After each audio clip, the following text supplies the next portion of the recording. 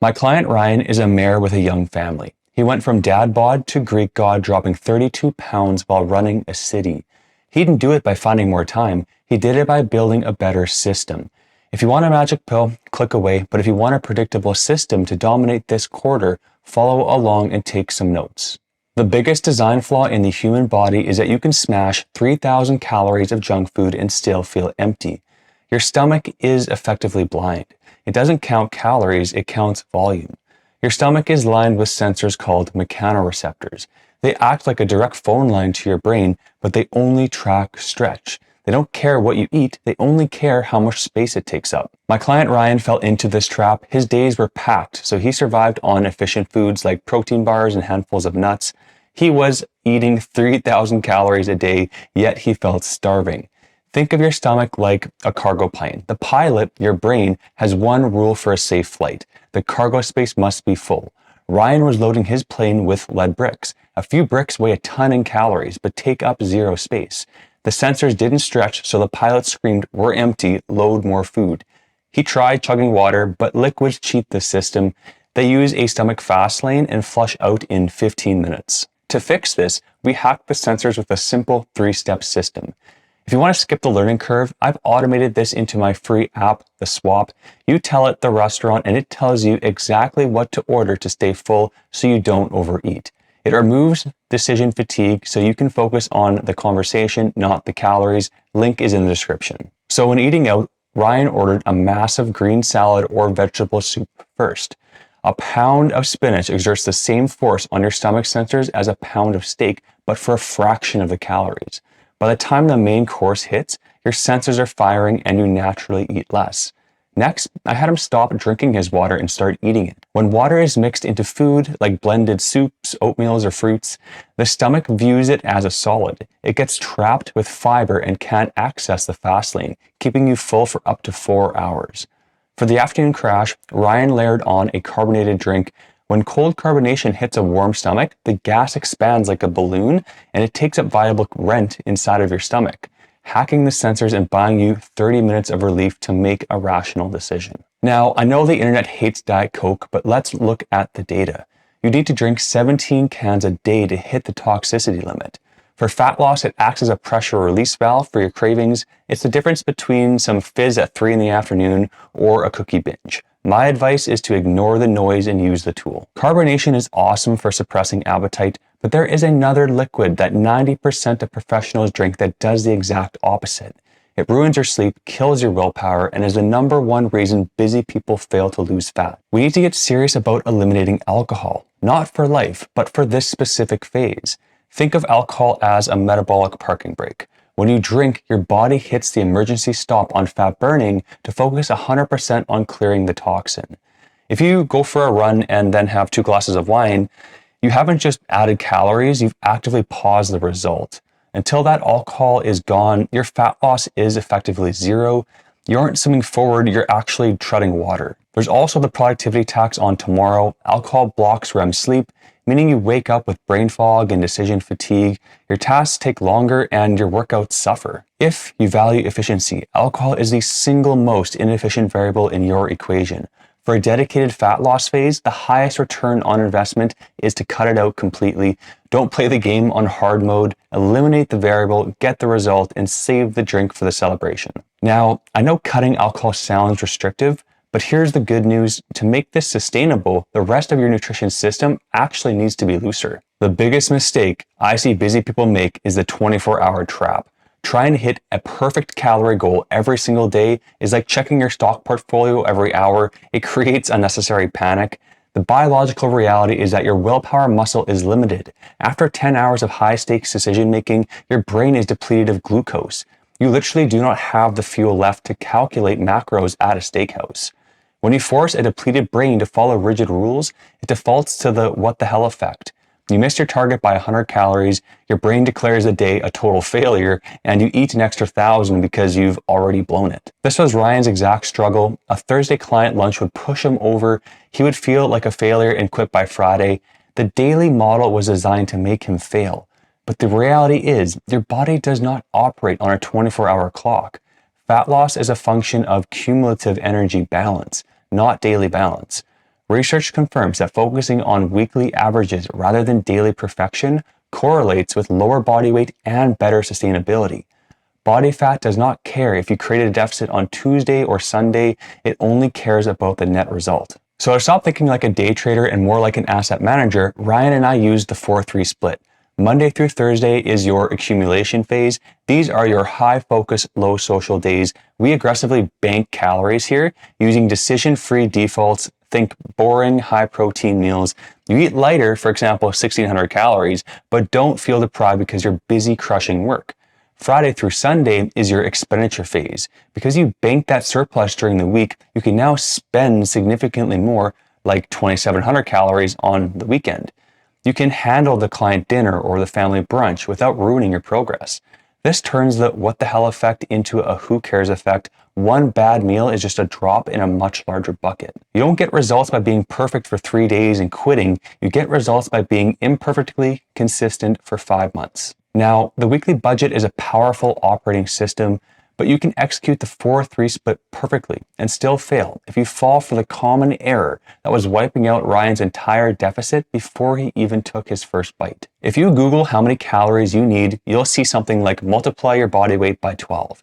If you're lean, this works, but if you have over 30 pounds to lose, it's fundamentally broken. It fails to distinguish between the engine, your muscle, and the cargo, your body fat. If you plug your current weight into that formula, it gives you a metabolic credit for your body fat, treating it as if it burns calories like muscle. The result's a calorie target that isn't a deficit, it's maintenance. This was Ryan's exact confusion. He started at 205 pounds with a goal of 175. The standard math gave him a target of nearly 2,500 calories.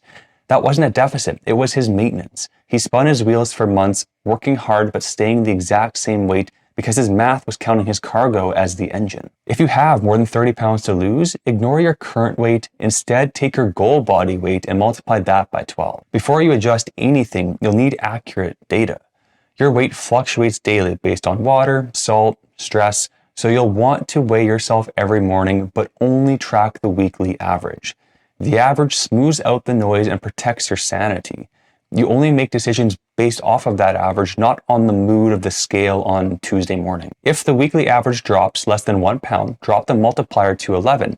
If it drops to more than 3, bump it up to 13. Let the data dictate the adjustment, not the calculator. So we have your calorie budget, but if you spend that budget on the wrong foods, you'll be white-knuckling your way through hunger pangs by 2 in the afternoon. The secret to making those lower calories feel like a feast is a specific protein target. It acts as hunger insurance, but only if you know how to fit it into your day without feeling sick. The best hunger insurance is 1 gram of protein per pound of body weight, or goal weight if you have over 30 pounds to lose. But if you try to hit 180 grams by chewing chicken breast and steak, you'll fail. It's simply too much volume. You'll trigger your stretch centers, feel sick by noon, and quit. I eat 250 grams of protein daily. If I tried to chew my way there, I would explode. I don't rely on willpower. I rely on the laws of food physics. I prioritize liquids and invisible protein. The goal isn't to eat more food, it is to make every bite mathematically more efficient. For Ryan, it started first thing in the morning with habit stacking. Don't make a new breakfast, just modify the old one. Mix a scoop of whey into black coffee or stir liquid egg whites into oatmeal. That's 35 grams of protein in 2 minutes with 0 extra cooking. Next up, avoid thick, milky concentrates that bloat you. Instead of a regular whey protein, use a clear whey isolate. It drinks like juice, not a milkshake, and slips right past those fullness guards for another 25 grams with 0 chew time. You can also swap chicken breast for beef jerky. Since water is removed, the protein takes up half the space in your stomach. You could also switch from wheat pasta to lentil or chickpea pasta. It tastes the same, but packs triple the protein.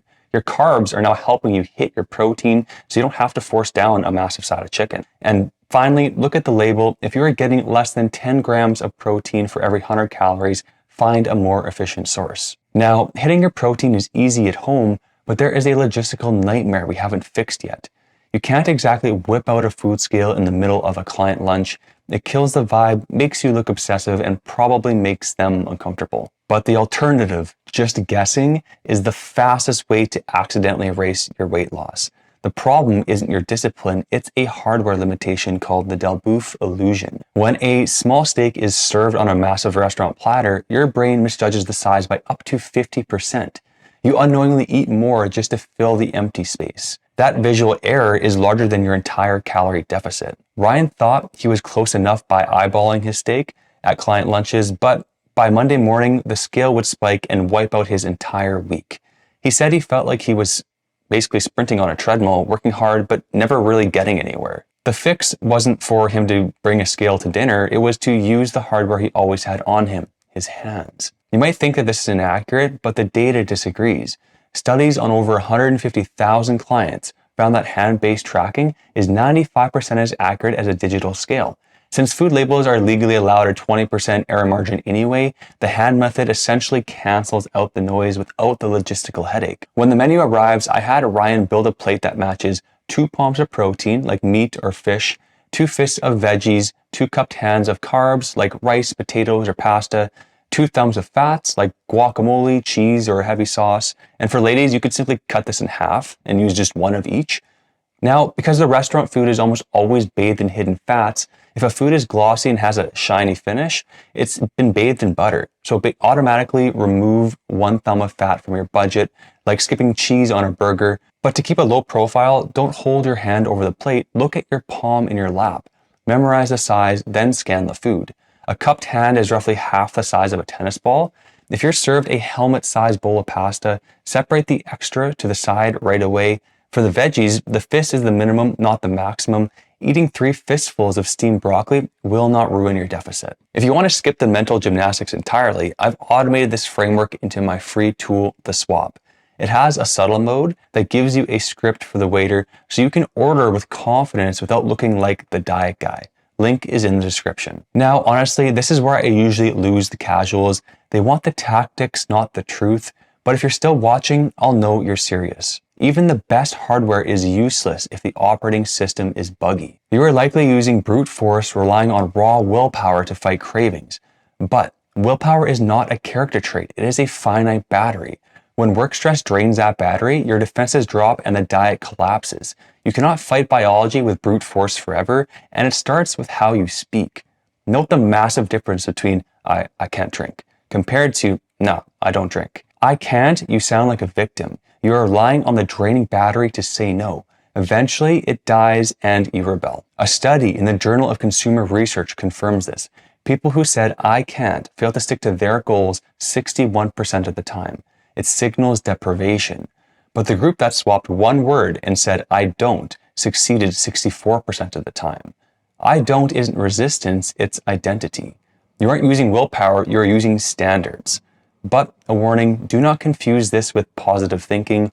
Research shows that blindly fantasizing about success actually lowers success rates because it tricks your brain into thinking you've already won. To install this identity, we don't use positive thinking, we use algorithms. In behavioral science, this is called implementation intentions, but I just call it writing code for your brain. Simply identify a bug, a failure point, and write a preloaded if-then response. The bug could be the waiter keeps refilling your wine glass. Your code could be if the waiter approaches with the bottle, then I cover my glass and ask for sparkling water. It sounds simple, but you are making the decision now while you're calm and rational, so you don't have to use your depleted willpower battery later. You are automating your discipline. Losing weight is just phase 1 and everybody's done it. Keeping it off is the real win. But the secret isn't eating less forever. In fact, Ryan eats more food now at his goal weight than he did when he was overweight. He didn't do it by dieting harder. He did it by upgrading his metabolism to burn more calories while he sits at his desk. To build the engine that makes fat loss permanent, check out this video and I'll show you exactly how to do it.